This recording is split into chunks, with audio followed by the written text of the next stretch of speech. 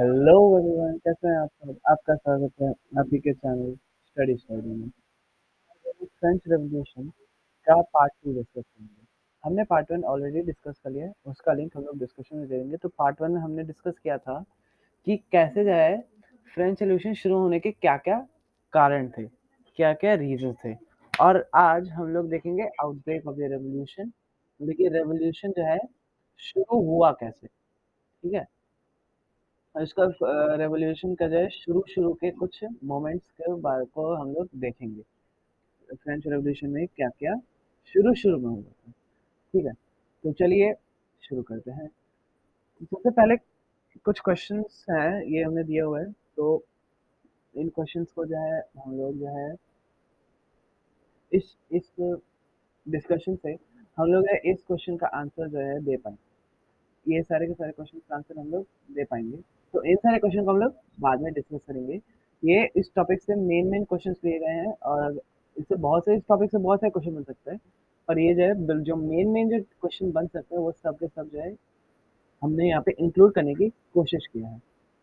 तो हम लोग टॉपिक पे सीधा आते हैं। Outbreak of the revolution. तो क्या हुआ था? पिछले पार्ट पे क्या देखा था कि किंग ने क्या कहा था? किंग ने ये सोचा था कि उसको जो है टैक्स इंक्रीज करेगा। क्या करेगा वो? टैक्स इंक्रीज करेगा। पर बात ये है कि फ्रांस में एक ऐसा सिस्टम था जहाँ पे जो है जो किंग है वो जो है अपने आप टैक्स नहीं डाल सकता है। उसको एक मीटिंग लानी पड़ेगी। किसकी? एक स्टेट्स जनरल की मीटिंग होती थी फ्रांस में। किसकी मीटिंग होती थी? स्टेट्स जनरल की। ठीक है। अब जो स्टेट्स जनरल की जो मीटिंग होती थी वही जो है किंग क्या करेगा? उसी के साथ मिलके उसी के साथ मिलके ये डिसाइड करेगा कि टैक्स बढ़ना है कि नहीं बढ़ना है। ये जो है ना बहुत ही सालों से जो इसको बुलाया नहीं गया था। इसको लास्ट बुलाया गया था 1614 को। इसको कब बुलाया गया था? 1614 को। इस एक्सचेंज जनरल को सब लास्ट 1614 को बुलाया था और अब 1789 में बुलाया जा रहा है। तो इतने साल का डिफरेंस देख सकते हो तो पता चल गया होगा कि इतने गंदे वाला फ्रांस डेट में पड़ गया था कि स्टेट्स जनरल ही जो है क्या हो गया? स्टेट्स जनरल का मीटिंग बुलाना पड़ा। जो 100 साल से भी ज्यादा साल पहले जो स्टेट्स जनरल की मीटिंग हुई थी वो उसका इतनी गंदे वाली नेसेसिटी पड़ गई कि जो है एक मीटिंग बुलानी पड़ी इसकी, जो बहुत ही कम जो है समन होता था। इसको बुलाने की कम जो है बहुत ही कम बार बुलाने की उसको जरूरत पड़ता था। तो आप देख सकते हो कि फ्रांस का 17th 18th सेंचुरी में कितना डेस्परेट कंडीशन हो गया था फ्रांस में। तो एक मीटिंग बुलाई जाती है। तो 600 मेंबर होते हैं जो सॉरी 600 मेंबर रिप्रेजेंट करते हैं किसको? Third state. ठीक है, थर्ड स्टेट। और 300 member first state. 300 member first state और 300 मेंबर फिर से सेकंड स्टेट। ठीक है, 300 member first state, 300 member second state, 600 member first state. तो सालों से क्या होते जा रहा है अब की जो है 600 क्या होते जा रहा है? One state one vote. एक स्टेट के लिए एक वोट है। ठीक है। पर जो थर्ड स्टेट वाले लोग थे वो चाहते थे कि वन स्टेट वन वोट ना होगा कि वन पर्सन वन वोट। ये जो है आइडिया जो है रोसो ने सोशल कॉन्ट्रैक्ट अपने बुक में लिखा था। और अगर नहीं पता कि रोसो क्या है और सोशल कॉन्ट्रैक्ट क्या है तो ये सब हमने पुराने पार्ट वन में डिस्कस किया है, तो पार्ट वन देख लेना। तो रोसो ने अपने बुक में सोशल कॉन्ट्रैक्ट में इस आइडिया को दिया था कि one one man one vote. तो क्या होगा फिर? थर्ड स्टेट ने बोला कि हम लोगों को चाहिए वन मैन वन वोट। पर किंग ने उनकी बात नहीं सुनी। अब देखो वन मैन वन वोट क्यों चाहते थे? अब देखो माना टैक्स माना जो है किंग कहता है कि स्टेट्स एंड जो इनकी मीटिंग होती है उनमें जो है किंग कहता है कि चलो हम लोग जो है टैक्स को इंक्रीज कर देते हैं। क्या करते हैं हम लोग? टैक्स को इंक्रीज कर देते हैं। तो देखो फर्स्ट किसके ऊपर? थर्ड स्टेट के ऊपर। थर्ड स्टेट के ऊपर टैक्स को इंक्रीज कर देते हैं। तो फर्स्ट स्टेट वाले कहेंगे ठीक है कर दो, सेकंड स्टेट वाले भी कहेंगे ठीक है कर दो, उनको तो फायदा ही होगा। थर्ड स्टेट वाले कहेंगे नहीं। अब अगर वन पर्सन वन वोट हो, अगर वन स्टेट वन वोट होगा, तो फर्स्ट स्टेट वाले फर्स्ट और सेकंड स्टेट को मिला के 2 वोट हो जाएगा, और थर्ड स्टेट को मिला के फिर 1 वोट होगा। तो फिर क्या होगा फिर से? थर्ड स्टेट को पक्का हारना था। उसी तरह मान लो अगर थर्ड स्टेट का था कि फर्स्ट और सेकंड स्टेट के ऊपर क्या लगना चाहिए कि फर्स्ट और सेकंड स्टेट को भी वोट देना चाहिए, तो मीटिंग होती। फर्स्ट स्टेट का था तो फर्स्ट स्टेट ना ही करता, सेकंड स्टेट भी ना ही करता है, 2 वोट 1 वोट। फिर क्या होगा फिर से थर्ड स्टेट, अगर वन स्टेट वन वोट होता है तो थर्ड स्टेट को हमेशा डिसएडवांटेज पे करना पड़ता है। और इसमें तो वन पर्सन वन वोट ही ज्यादा सही लग रहा है, क्योंकि देखो इसमें 600 लोग हैं, थर्ड स्टेट के 600 जो है रिप्रेजेंटेटिव है, और इसके फर्स्ट और सेकंड को मिला के 600 रिप्रेजेंटेटिव हो रहे हैं। ये तो इक्वल नंबर पे हुए नहीं। तो इसमें वन पर्सन वन वोट ही होना चाहिए था, पर ऐसा किंग ने बोला कि हम लोगों को ऐसा नहीं करना। तो क्या होगा फिर? थर्ड स्टेट वाला ने क्या किया, सोचा कि हम लोग इनकी बात मानेंगे ही नहीं, हम लोग इसकी बात नहीं मानेंगे। फिर जो है क्या हो किया, थर्ड स्टेट वाले लोग मीटिंग से बाहर चले गए। क्या कर गए? मीटिंग से बाहर चले गए। और फिर उन्होंने 20 जून को, कौन से क्या डेट है, 20 जून 1789 को क्या किया, एक कौन से एक गए वो लोग, एक इंडोर टेनिस कोर्ट में गए, एक सिटी है वर्साइल, वहां के एक इंडोर टेनिस कोर्ट में वो लोग चले गए, और उन्होंने बोला कि वो तब तक उस बिल्डिंग से नहीं हटेंगे जब तक वो अपने लिए एक फ्रांस के लिए कॉन्स्टिट्यूशन बना चुके थे। तो उनकी मीटिंग कब हुई, एक सॉरी मीटिंग बोल रहा हूँ, तो क्या किया उन्होंने, थर्ड स्टेट के लोग जो है क्या किए, बाहर चले गए ये, और उन्होंने मीटिंग को अटेंड ही नहीं किया। और जो बाकी के जो थे, क्या कहते हैं, जो थर्ड स्टेट वाले लोग 600 मेंबर्स, वो सब के सब चले गए एक टेनिस कोर्ट में, एक इंडोर टेनिस कोर्ट वर्साइल में, वर्साइल के सिटी के एक इंडोर टेनिस कोर्ट में चले गए, वहां पे बोले कि हम लोग तब तक नहीं हटेंगे तब तक हमारा फ्रांस के लिए कॉन्स्टिट्यूशन नहीं बन जाता, फ्रांस के लिए कॉन्स्टिट्यूशन नहीं बन जाता। तो इनका जो है इसमें जो है सबसे इम्पोर्टेंट लोग यहाँ पे थे कॉन्स्टिट्यूशन बनाने में, मीरा बाव और एबीसीएस, मीरा बाव एंड एबीसीएस। ठीक है। मीरा बाव एक बहुत ही एक नोबल फैमिली में बिलोंग करता था, मतलब वो सेकंड स्टेट को बिलोंग करता था। ठीक है। पर उसको लगा था कि हमारा जो है अ, हमारा जो है ये सिस्टम है बहुत अनफेयर है, इसलिए वो भी थर्ड स्टेट के साथ जो है मिल गया था। और फिर एक था इससे जो है एक जर्नल निकाली, और जिससे कि वो जो है वर्षा, और वो जो क्या करता, वो जर्नल को छपवा करके पूरे लोगों को बांटता, और बहुत ही ज़्यादा पावरफुल स्पीच देता वर्साइल के क्राउड्स को। ठीक है। तो ये हो गया मीराबा का कंट्रीब्यूशन। और एबेसियस पहले एक तरह का प्रीस्ट था, प्रीस्ट मतलब कि जो चर्च के में जो है क्या करते हैं, जो चर्च में जो है रिलीजन का काम करते हैं तो पीछे रहेंगे, तो उनकी मान सकते कि फर्स्ट स्टेट क्या है। उन्होंने एक बहुत ही इन्फ्लुएंशियल पैम्फलेट लिखा, what is the third state. ठीक है। तो ये हमने थोड़ा सा इंट्रोडक्शन दे दिया मीराबाऊ और एबीसीएस के बारे में। इन्होंने नेशनल असेंबली का जो कॉन्स्टिट्यूशन बना था, इसमें सबसे मेन जो है क्या किया, रोल रखा है। वो बहुत सारे मेंबर्स थे, पर मीराबाऊ और एबीसीएस के जो है ये जो है बहुत ही मेन कंट्रीब्यूशन थे। अब जब ये सब बने जा रहे हैं, क्या कहते हैं, ये इनका कॉन्स्टिट्यूशन बनते जा रहा है, अब कॉन्स्टिट्यूशन पता नहीं बनने में कितना टाइम लगेगा। तो क्या होता है, इतना इसी समय वो तो अपना बना रहे हैं कॉन्स्टिट्यूशन, उनको कुछ पता नहीं है कि बाहर क्या हो रहा है फ्रांस में। क्या होता है फ्रांस में, फ्रांस में जब वो लोग कॉन्स्टिट्यूशन बना रहे होते हैं तो क्या होता है फ्रांस के में क्या हो रहा होता है, फ्रांस में एक बहुत ही गंदे वाला विंटर होता है। क्या होता है, बहुत ही गंदा वाला विंटर आता है, स्नोफॉल आता है, हमने पार्ट वन में डिस्कस किया था कि जब अगर स्नोफॉल आता है तो क्रॉप जो है क्या हो सकता है, क्रॉप्स फेल हो सकते हैं। ठीक है। तो बहुत ही गंदे वाला विंटर आया, इसमें मतलब कि बहुत ही बैड हार्वेस्ट होगा, और इसके कारण क्या होगा, बैड हार्वेस्ट हुआ। ठीक है। सप्लाई सप्लाई कम होते जा रहा है, डिमांड उतना का उतना है, प्राइस बढ़ेगा।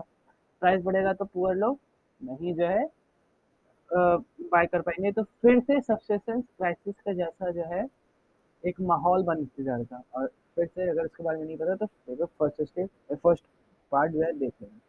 तो सब्सिस्टेंस क्राइसिस का जैसा जो है एक माहौल बन रहा था, तो फिर क्या हुआ कि लोगों में बहुत ही गंदे वाला गुस्सा अब छाने लगा। अब उनका गुस्सा जो है निकलने ही वाला था।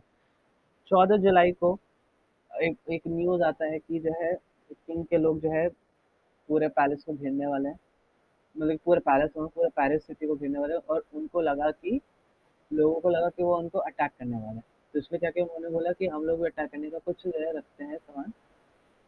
तो वो एक प्रिजन में गए। कौन सा प्रिजन था? बैस्टिल। बैस्टिल प्रिजन में वो लोग गए, और वहाँ पे वो लोगों ने एमुनेशन देखने का सोचा कि कहीं एमुनेशन मिल जाए। और वहाँ और 14 जुलाई 1789 से ऑफिशियली रेवोल्यूशन शुरू हो जाता है।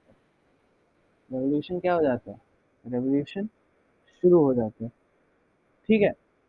लोगों को लगता है कि बहुत ही ज्यादा अफरा तफरी मची हुई थी। लोगों बिल्कुल ही लोग जो है एक पैनिक के पूरे पूरे फ्रांस की कंट्री में एक पैनिक के जैसा माहौल बन गया था। ठीक है। लोगों को लगा था कि जो लैंडलॉर्ड्स है वो लोग क्या कर रहे हैं, वो अपने लिए जो है क्या कर रहे हैं, कुछ अपने आदमी ले रहे हैं और क्या कर रहे हैं, सारे के सारे जो क्रॉप्स को डिस्ट्रॉय कर रहे हैं ताकि थर्ड स्टेट सफर करे। अब इसी में क्या किया थर्ड स्टेट ने, इसलिए एक रूमर था। ठीक है। अब जब ये रूमर फैला कि ऐसा लोग कर रहे हैं, तो थर्ड स्टेट को लगा कि ओ ये लोग तो हमारा क्रॉप नहीं कर देंगे। तो उसने क्या किया, इसमें बहुत सारे जो होज मतलब कि जो होज और पिचफोर्क्स, एक एक तरह के क्या कहते हैं फार्मिंग के सामान है, जो मतलब कि थोड़ा सा जो है क्या होता है, शार्प, बहुत ही ज्यादा शार्प होता है। अब देखो सॉरी सॉरी। तो देखो अब जो फार्मर्स हैं, फार्मर्स हो गए, जो थर्ड स्टेट है यूजुअली क्या है, फार्मर्स हो गए, वर्कर्स हो गए। अब उनके पास क्या होगा, ऐसा थोड़ी ना होगा कि उनको गन मिल जाएगा कहीं से, या तो कोई कोई मॉडर्न अटैक करने का सामान मिल जाएगा।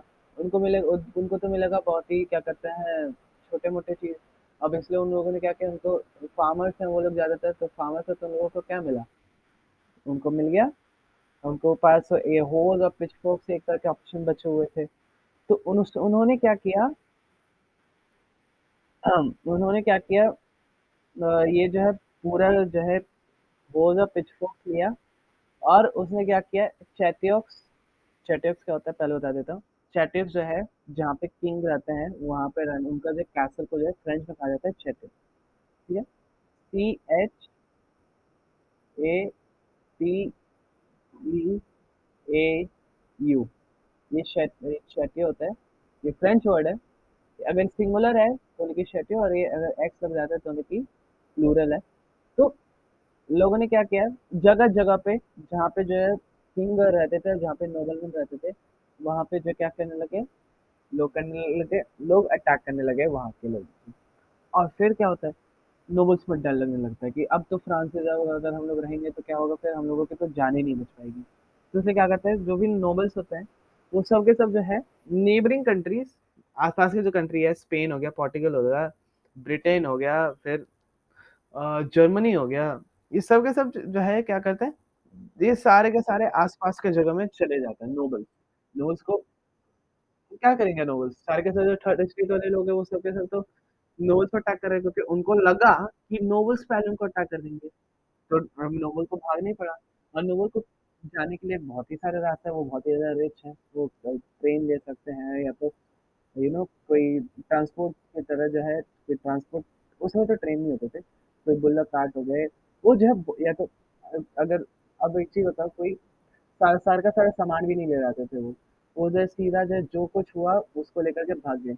उनको अपना जान ज्यादा प्यारा होगा ना, तो वो कुछ भी नहीं लेकर के, इतनी अफरा तफरी की माहौल हो गई थी कि जो नॉवेल्स थे वो उनको सारा सामान छोड़ के भागना पड़ रहा था नेबरिंग कंट्री से। ठीक है।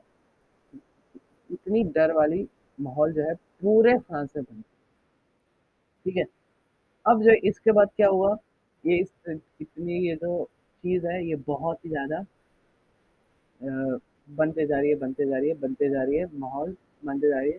और इसी टाइम पे क्या करता है, जो नेशनल असेंबली वो डिक्लेयर करता है कि हमने अपना कॉन्स्टिट्यूशन बना दिया है।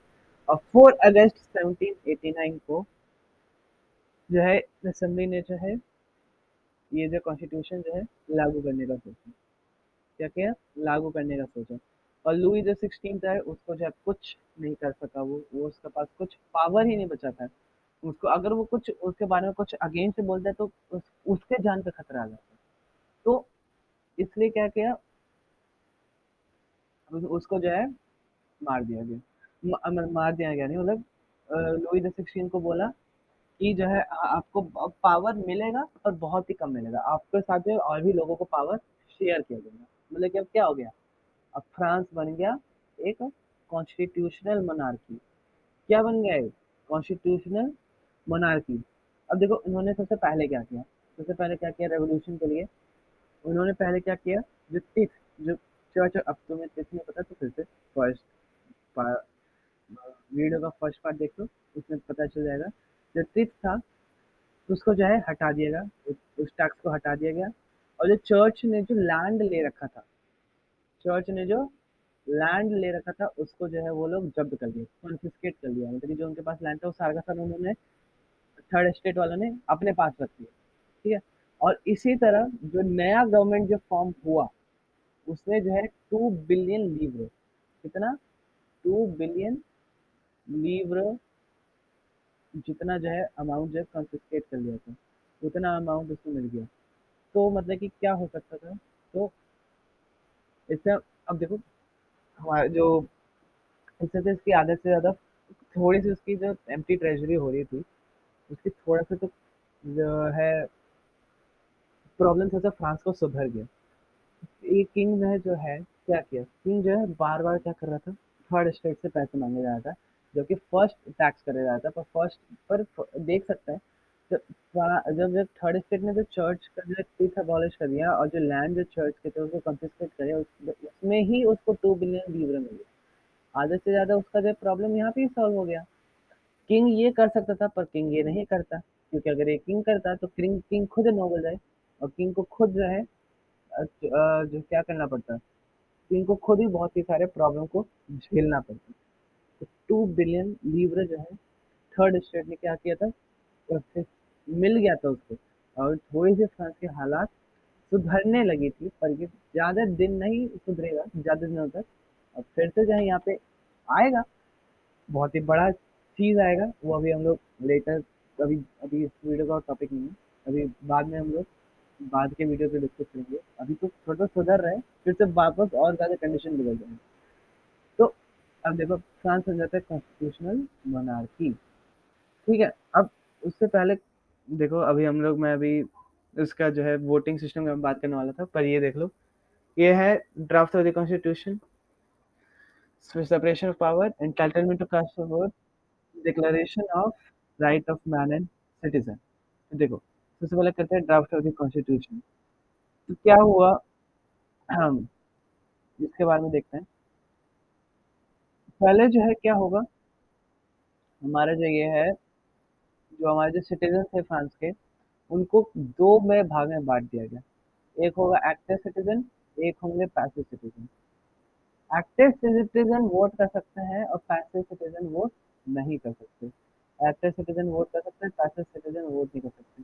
अब किसी भी आदमी को एक्टिव सिटीजन बनना है तो उसको क्या करना पड़ेगा, अगर किसी भी आदमी को एक्टिव सिटीजन बनना है तो वो जो है उसको एक तो होना चाहिए वो मैन, क्या होना चाहिए वो, एक मैन होना चाहिए। एक वोमेन जो है वोट नहीं कर सकते थे उसमें, उसमें सिर्फ मैन वोट करते थे। तो मैन वोट करेंगे above the age of 25 years, और जो 3 years of 3 days of a labourer's wage को पे करते थे। मतलब कि लेबरर 3 दिन में जितना, एक महीना में जैसे कि एक महीना में 3 दिन, जैसे कि लेबरर है वो जो 3 दिन में कितना कमाएगा उतना, अगर कोई एक महीना में वो टैक्स भर रहा था तो फिर वो क्या होगा, वो वोट कर सकते हैं। अब देखो, अब ये इसके लिए क्या होगा फिर से, अब फिर से किसको पावर मिलेगी, फिर से रिच लोगों को ही मिलेगी। इसमें फिर से क्या हुआ, फिर पुअर लोगों को क्या मिला, पुअर लोगों को ये यहाँ पे भी कोई इक्वालिटी नहीं मिली। ठीक है, 28 मिलियन पॉपुलेशन में से 4 मिलियन लोग जो है क्या थे, एक्टिव सिटीजन थे। तो बहुत ही कम लोग हुए। और पैसिव सिटीजन क्या थे, जिनको वोटिंग राइट नहीं था, 3 मिलियन वन थे। और बहुत सारे वुमेन, चिल्ड्रन और यूथ थे जो 25 साल के अंदर के थे। 25 ईयर्स सही है, ठीक है। पर ये 25 ईयर्स भी सही है, मतलब उसमें अब एज जो भी डिसाइड करना कर लो। पर ये वाली जो चीज थी, सिर्फ मैन को वोट, तो मैन वोट कर सकता है, जो 3 डेज ऑफ लेबर वेज जो मैन पे करेगा वो एक्टिव सिटीजन बन जाएगा। ये सब सिस्टम बहुत ही अनफेयर था उस समय का। तो हम लोग ये नहीं बोल सकते कि उस समय जो हमारा जो था वो बिल्कुल परफेक्ट हो गया था हमारा सिस्टम, जो हमारा जो गवर्नमेंट का सिस्टम था। तो अब क्या करते हैं ये एक्टिव सिटीजन, ये करेंगे वोट। ये किस किस लिए वोट करेंगे, जुडिशरी के लिए और इलेक्टर्स के लिए। अब इसको समझाता हूँ मैं। ये जो जुडिशरी है, जुडिशरी मतलब क्या होगा, जज। तो जो लोग होंगे, ये जो 4 मिलियन पीपल होंगे, ये सब के सब किस किस को वोट करेंगे, एक तो ये जुडिशरी को वोट करेंगे और एक तो करेंगे इलेक्टर्स को वोट करेंगे। तो देखिए क्या होगा, एक ये जुडिशरी के अंदर जज को वोट करेंगे और साथ में इलेक्टर्स। ये जो इलेक्टर्स होंगे, ये क्या करेंगे, लेजिस्लेटिव असेंबली को क्या करेंगे, के लिए वोट करेंगे। ये कुछ 5,000 लोग, 50,000 लोग थे। इस 50,000 लोग क्या करेंगे, 745 मेंबर्स जो है लेजिस्लेटिव नेशनल असेंबली के लिए वोट करेंगे। तो क्या होगा, एक्टिव सिटी, ये 28 मिलियन पॉपुलेशन है पूरा फ्रांस का। 4 मिलियन पॉपुलेशन क्या कर रहा है, वोट कर रहा है किसके लिए, जुडिशरी के लिए। और 50,000 लोग, वो 4 मिलियन लोग किसको कर रहे हैं इलेक्ट, 50,000 लोग के लिए। वो 50,000 लोग क्या कर रहे हैं, लेजिस्लेचर नेशनल असेंबली को वोट कर रहे हैं। और उसमें कितने लोग हैं, 745 मेंबर। और ये जो 745 मेंबर्स हैं, और वो किस किस को कंट्रोल करते हैं, मिनिस्टर्स को जो कि एग्जीक्यूटिव है, और किंग को जो कि एग्जीक्यूटिव है। तो कोई भी लॉ बनना था, वो क्या बनाता है, लेजिस्लेटिव असेंबली। पर किंग के पास था ये वीटो पावर। वीटो पावर मतलब क्या है, अगर कोई भी चीज होगा कि किंग कोई भी लॉ को जो है डिनाई कर सकता था कि ये लॉ नहीं माना जाएगा, या तो खुद का एक लॉ बना करके उसको एनफोर्स भी कर सकता था। पर किंग इस पोजीशन में था ही नहीं कि वो वीटो पावर यूज कर सके, क्योंकि अगर वो वीटो पावर यूज करता तो उसकी खुद जान खतरे में थी, उसको जो है डेथ सफर करना पड़ सकता था। तो ये हमारा क्या हो गया, ये हमारा हो गया सेपरेशन ऑफ पावर। ठीक है, और ये entitlement to cast to vote, और ये declaration of rights of man और सिटीजन, ये क्या है, ये हमारे हैं, ये हमारे क्या हो जाएंगे, ये हमारे हो जाएंगे जो राइट्स मिले थे मैन और सिटीजन को। देखो, right of man and citizen, इसका मतलब क्या हुआ, वुमेन को राइट ऑलमोस्ट मिलता ही नहीं था। इसमें भी दिया है, declaration of right of man and citizen में भी वुमेन को दिया है, पर उतना भी नहीं दिया वुमेन को वोट। वोट को बहुत ज्यादा राइट नहीं दिया। अभी जो वोटिंग का जो सिस्टम है ना, एक चीज ये बता देता हूँ, इन वुमेन जो है, फ्रांस के जो वुमेन थे, वो 1946 से पहले वोट नहीं कर सकते थे। 1946 के पहले जो सिर्फ मेन को वोट किया जाता था। तो जो फ्रांस था वो बन रहा था एक बेटर फॉर्म ऑफ गवर्नमेंट, पर उस वुमेन को जो है अभी तक क्या नहीं मिल रहा था, अभी तक उनको इक्वल अपॉर्चुनिटी नहीं मिल रहा था। तो ये देखो, the declaration of right of man and citizen, ये जो है ये सारे के सारे कितने 17 आर्टिकल्स है। सारे के सारे आर्टिकल्स को अगर पढ़ना है तो देख लो, मैं स्क्रीनशॉट ले लो अगर लेना है तो। इतना पढ़ा तो ये क्वेश्चन में आता भी नहीं है, पर एज अ एक्स्ट्रा इंफॉर्मेशन के लिए जो है हमने ये जो है दे दिया। इसका जो मेन मेन है उसमें क्या है, मेन मेन में क्या है, राइट टू लाइफ है, right to freedom of speech है, फ्रीडम ऑफ ओपिनियन है, इक्वालिटी बिफोर लॉ है। और जो है इन सबको बनाया गया था नेचुरल एंड इनएलिएनेबल राइट, मतलब कि इसको जो है कोई भी जो है नहीं वायलेट कर सकता है। ठीक है। और जो स्टेट था, मतलब कि जो गवर्नमेंट था, उसका काम था इनका जो है सिटीजन को जो है नेचुरल राइट को जो है जो है बचाना। तो देखो, इस देखते हैं राइट टू लाइफ क्या होगा, लाइफ के लिए मतलब कि जीने का अधिकार। मतलब कि क्या करेगा, उसको जो है, उसका ऐसा नहीं होगा कि उसको जो है मार दिया जाए, या तो उसके साथ कोई लाइफ के साथ कुछ हार्म किया जाए। या उसको कुछ जो है मार-पीट कर दिया जाए, किसी भी आदमी के पास, तो राइट टू लाइफ क्या हो जाएगा? जीने का अधिकार, मतलब कि उसको जो है जीने का हक है। वो ऐसे नहीं होगा कि उसको जो है मार दिया जाएगा फ़ोर्सफुली बिना कोई रीज़न के।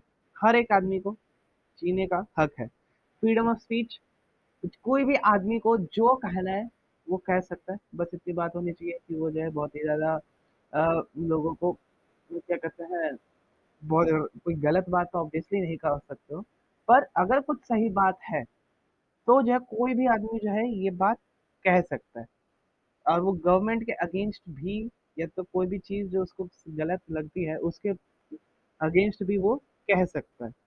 उसके बाद फिर आता है फ्रीडम ऑफ ओपिनियन, मतलब कि वो अपना ओपिनियन रख सकता है, ऐसा उसको कोई भी फोर्स नहीं कर सकता कि हाँ तुम्हें यही चीज़ सोचना है कि यही सही है, यही गलत है। ऐसा किसी भी आदमी को जो है ऐसा फोर्स नहीं कर सकता है। सबका अपना अपना ओपिनियन को एक्सप्रेस करने का राइट दिया गया है।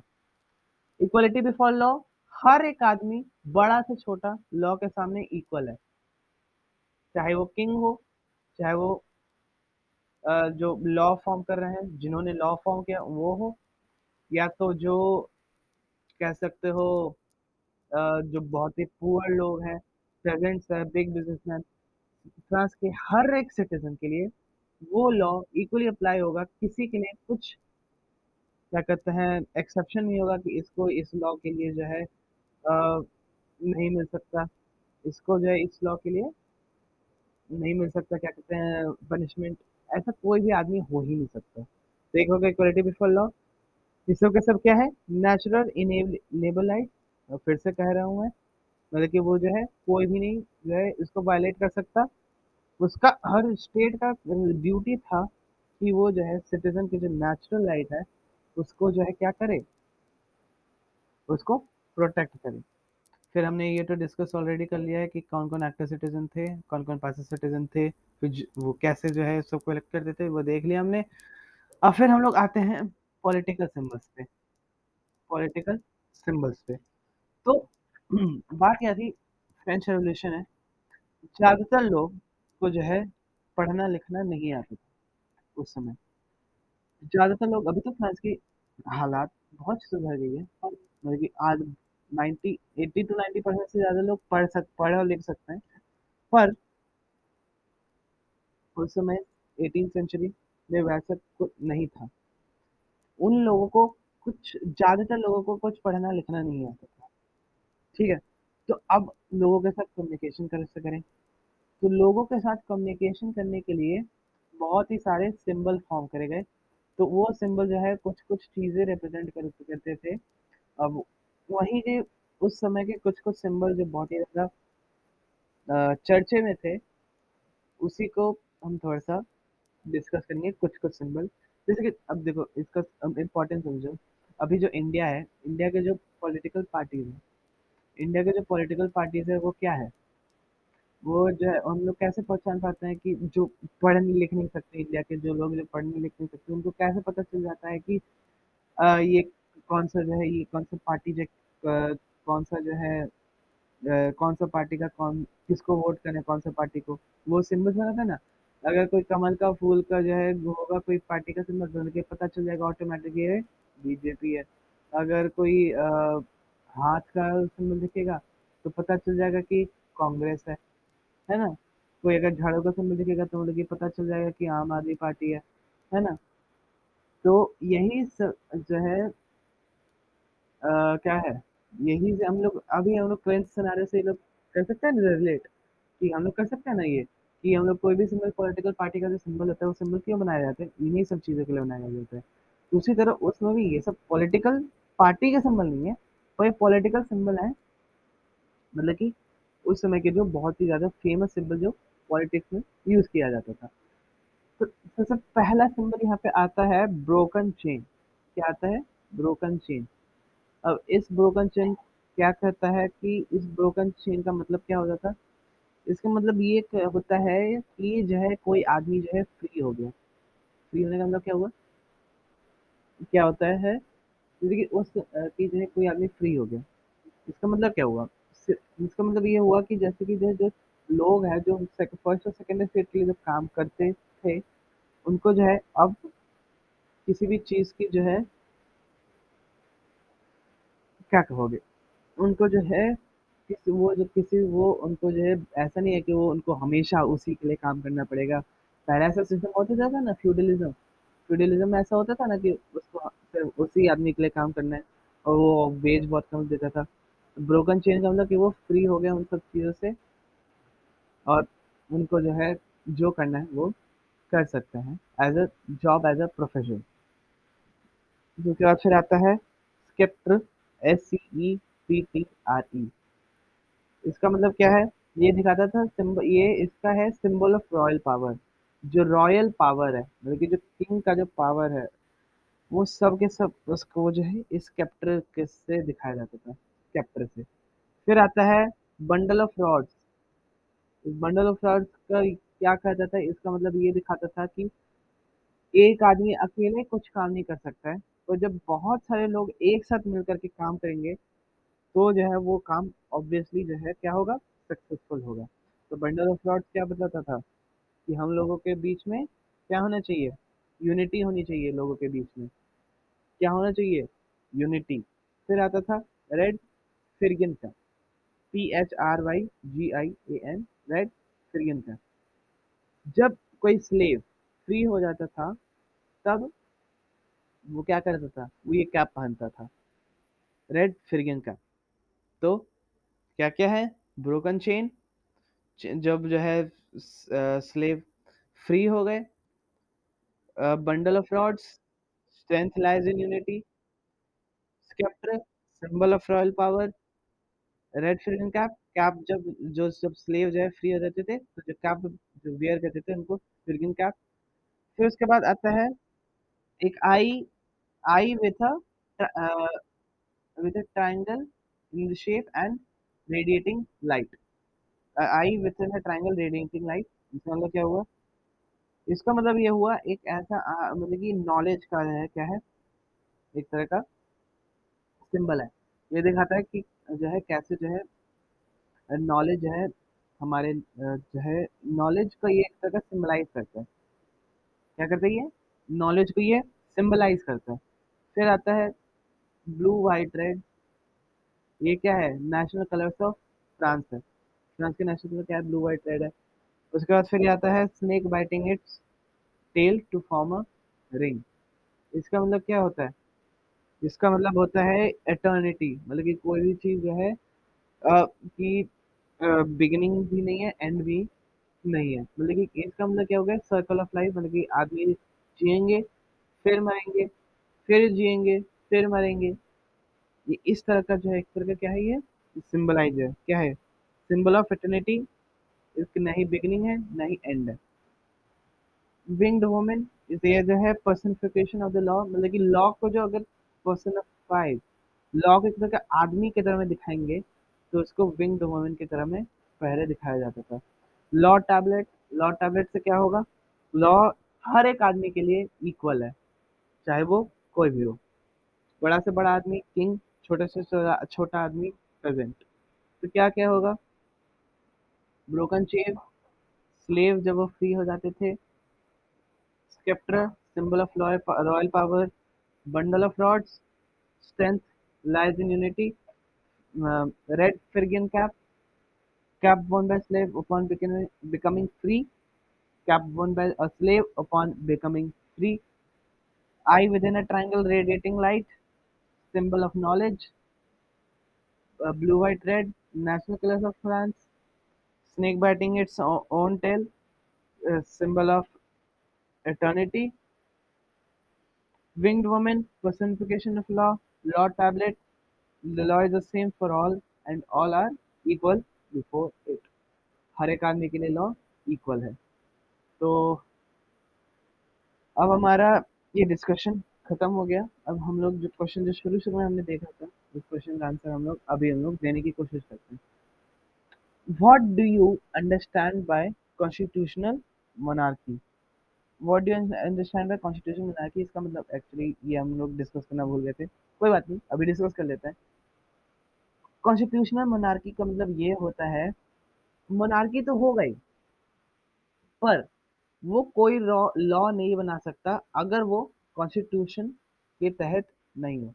देखिए मोनार्की है ना, मोनार्की है। अब अगर वो कोई लॉ बनाता है जो कॉन्स्टिट्यूशन के हिसाब से नहीं है, तो वो लॉ पास नहीं होगा। अगर वो जो है कॉन्स्टिट्यूशन से अबाइड करता है, तो अगर कॉन्स्टिट्यूशन के लॉ फॉलो करता है, तो फिर क्या होगा, मोनार्की वो लॉ पास हो सकता है अगर वो कॉन्स्टिट्यूशन के कोई लॉ का उल्लंघन नहीं करता। कंप्लीट, फिर ये पहला क्वेश्चन आंसर हो गया, what do you understand constitutional monarchy. Second question है, complete republic did not form come in France even after the revolution of 1789, explain. Complete republic जो है फ्रांस में तब तक नहीं आया था, 1789 के रेवोल्यूशन के बाद भी नहीं आया था। कैसे कर सकते हैं? अगेन, कॉन्स्टिट्यूशनल मोनार्की एक रीजन हो सकता है, कंप्लीट रिपब्लिक, और फिर एक और चीज हो सकता है, क्या हो सकता है एक और चीज? एक और चीज ये भी हो सकता है कि लोगों को वोट करने का अधिकार पूरी तरह से नहीं था, सिर्फ man above the age of 25 who had the right to, sorry, who paid taxes more than 3 days of a labourer's wage. तो सिर्फ एक दो, ये दो रीजन हो गए कि सबसे पहले तो ये कॉन्स्टिट्यूशनल मोनार्की प्लेस में था, ठीक है। ये सबसे मेन रीजन हुआ क्यों जो है 1789 तक जो है रिपब्लिक नहीं हुआ, क्योंकि अभी तक कॉन्स्टिट्यूशनल मोनार्की था। अभी तक क्या था? कॉन्स्टिट्यूशनल मोनार्की था। नेक्स्ट है, who were entitled to cast their vote under constitutional monarchy। Constitutional monarchy के अंदर किसने को वोट करने दिया जाता था? क्या क्या होंगे?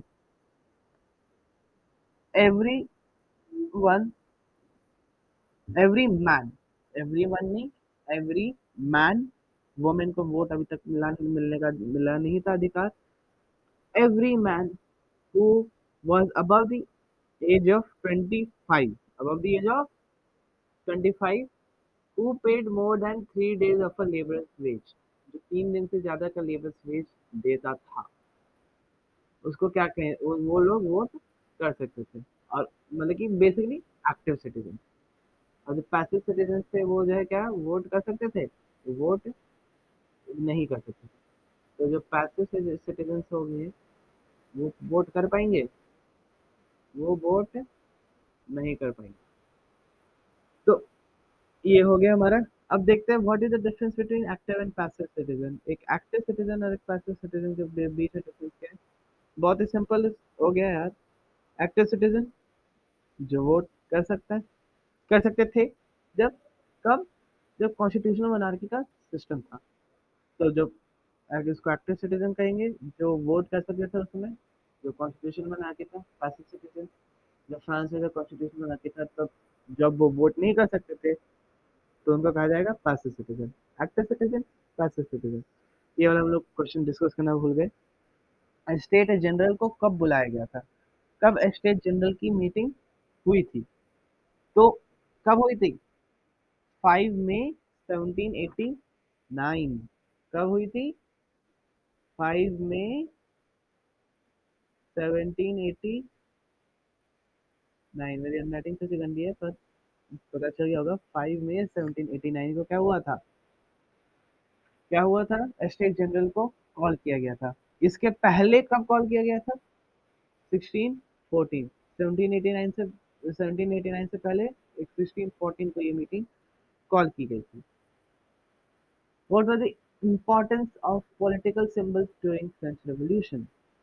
फ्रेंच रेवोल्यूशन का जो है फ्रेंच रेवोल्यूशन के समय जो है पॉलिटिकल सिंबल्स का क्या इम्पोर्टेंस था? सबसे पहला क्या इम्पोर्टेंस होगा? सबसे पहला इम्पोर्टेंस होगा हमारा कि जो है उनको जो है वो रीड एंड राइट नहीं कर सकते, वो लिखना, ज्यादातर लोग क्या करते थे, वो लिखना और पढ़ना नहीं जानते थे। तो जो हमारा जो इन्फॉर्मेशन जो कैसे शेयर करेंगे, जो लोग अपना इन्फॉर्मेशन जो है पिक्चर्स की तरह जो है दे सकते थे दूसरे लोगों को। ये हमारे पहले डिस्कस करके कौन कौन से जो है हमारे जो है मेन मेन पॉलिटिकल सिंबल उस समय जो है कब कब थे, फ्रेंच रेवोल्यूशन के समय में थे। तो समझ गए होंगे। अब नेक्स्ट आता है, describe the circumstances leading to the outbreak of the revolutionary protest in France. क्या क्या रीजंस थे जिससे कि फ्रांस में एक रेवोल्यूशनरी प्रोटेस्ट हुआ था? इसलिए आपको पार्ट वन भी देखना होगा, क्योंकि इसमें पार्ट वन के भी आंसर कुछ हैं और कुछ आंसर पार्ट टू के भी हैं। कुछ आंसर पार्ट वन के भी हैं, कुछ आंसर पार्ट टू से भी आते हैं। तो सबसे पहला रीजन क्या होगा? Empty treasury. ठीक है, एम्प्टी ट्रेजरी हमारा सबसे पहला रीजन होगा।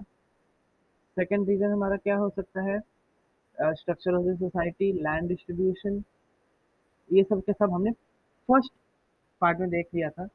एक बार ये फर्स्ट पार्ट देख लेना, तो इसका आधा जो है हम लोग जो है क्या कर लेंगे, क्वेश्चन सॉल्व कर लेंगे। और फिर बाकी का आधा पार्ट जो हमने सेकंड पार्ट में डिस्कस कर लिया है, अभी हम लोग वो डिस्कस करते हैं। जो फर्स्ट पार्ट वाला जो है वो आप जो है फर्स्ट पार्ट में देख लीजिए। जो सेकंड पार्ट वाले जो सर्कमस्टेंसेस, मतलब कि जो इस वीडियो में हमने जो सर्कमस्टेंसेस डिस्कस किए हैं, उसको हम लोग अभी देखते हैं। तो सबसे पहला रीजन क्या हो गया था? सबसे पहला रीजन ये था कि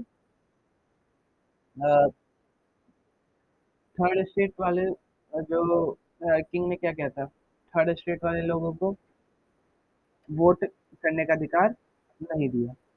थर्ड स्टेट वाले लोगों को क्या नहीं दिया? वोट करने का अधिकार नहीं दिया। तो या फिर सेकंड क्या हो सकता है? वोट करने का एक्चुअली अधिकार, वन उसका बात नहीं मानी, थर्ड स्टेट की बात नहीं मानी, जो कि क्या था, वन पर्सन वन वोट की बात उन्होंने नहीं मानी। उन्होंने क्या कहा? One state one vote, king ने। इसलिए क्या हुआ? अगेन हमारा क्या हो गया?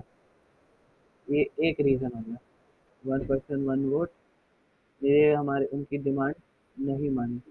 फिर नेक्स्ट क्या हो सकता है रीजन? नेक्स्ट रीजन क्या हो सकता है? नेक्स्ट रीजन हमारा क्या होगा? एक आ जाती है बहुत ही बड़ी फैमिन आ जाती है, फिर से सब्सिस्टेंस क्राइसिस का एक तरह का माहौल बन जाता है। और फिर उससे क्या होता है, उनको लगता है कि जो है उनका सब्सिस्टेंस क्राइसिस का माहौल बन जाता है। तो फिर से जो है उन लोगों को गुस्सा आने लगता है। फिर तीसरा क्या होता है? कंट्री साइड में एक रूमर फैल जाता है कि जो है पूरे कंट्री में ये रूमर फैल जाता है कि जो है लोग जो वहाँ के जो लैंडलॉर्ड्स होंगे, वो जो है क्या करेंगे, जो लैंडलॉर्ड्स हैं वो लोग जो है अ, लोगों पर अटैक करने वाले हैं। तो फिर क्या होगा फिर? इसलिए जो है फिर जो है अ, जो जो है क्या है, लोगों में बहुत ही ज़्यादा फैल गई, डर फैल गया। थर्ड स्टेट वाले सेकंड स्टेट पे अटैक करने लगे, सेकंड और फर्स्ट स्टेट पे फर्स्ट स्टेट वाले भाग कंट्री के बाहर भागे, पूरी कंट्री में एक फियर का माहौल बन गया। ठीक है, ये कुछ रीजंस है जिससे कि जो है रेवोल्यूशन आया कहाँ पे? फ्रांस में। कहाँ पे आया? फ्रांस में। और बाकी के और भी बहुत सारे रीजन थे, वो हमने पार्ट वन में डिस्कस किया, एक बार देख लेना।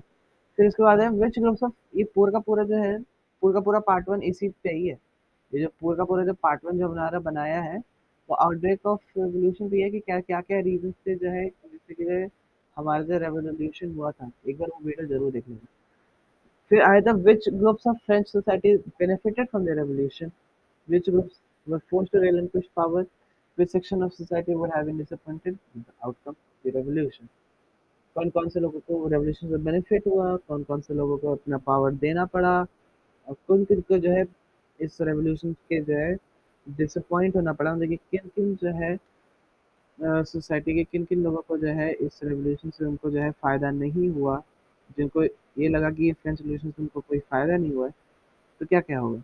सबसे पहला होगा थर्ड स्टेट के जो थर्ड स्टेट के जो रिच लोग थे, थर्ड स्टेट के जो रिच लोग थे, उनको फायदा हुआ, है ना। उनके सारे के सारे राइट्स को जो है मिल गया। और फिर क्या क्या कहते हैं, सारे के सारे जो थर्ड स्टेट का जो है राइट का जो है बात सुन ली गई, और उनको जो है राइट मिल गए। तो थर्ड स्टेट के रिच सेक्शंस को जो है बेनिफिट हुआ। किनको जो है पावर देना पड़ा था? किन किन को पावर देना पड़ा था? फर्स्ट और सेकंड वोट को अपना पावर देना पड़ा था थर्ड स्टेट को। उनके पास अब पावर था पर बहुत ही कम बच गया था। और फिर क्या था, which section society would have been disappointed, कौन कौन सी सोसाइटी का डिसअपॉइंट होंगे? वुमेन और पुअर लोग, वुमेन और थर्ड स्टेट के पुअर लोग। क्यों? क्योंकि उनको अभी तक राइट बिल्कुल भी नहीं मिला था कोई भी चीज़ के लिए। मिला था पर बहुत कम मिला था इन लोगों के लिए, जो सारा का सारा राइट था वो यूज किया था थर्ड स्टेट के रिच लोग के लिए। मिला था। इन लोगों को बहुत ही कम राइट्स मिले थे। तो आई होप आप लोगों को समझ में आ गया होगा। अगर वीडियो में अगर कोई पार्ट कुछ समझ में नहीं आया हो तो एक बार फिर से देख लो, आ जाएगा समझ में। तो अगर वीडियो पसंद आया हो तो लाइक कर देना, सब्सक्राइब कर देना, अपने दोस्तों के साथ शेयर कर देना। और फिर हम जल्द ही मिलते हैं पार्ट 3 में, जिसमें हम लोग क्या डिस्कस करेंगे, जिसमें हम लोग जो है मोनार्की का, जो कॉन्स्टिट्यूशनल मोनार्की था उसका पूरी तरह से क्या हो जाता है, कॉन्स्टिट्यूशनल मोनार्की का पूरी तरह से जो है अबॉलिशन हो जाता है, कॉन्स्टिट्यूशनल मोनार्की पूरी तरह से अबॉलिशन हो जाता है और वो बन जाता है रिपब्लिक।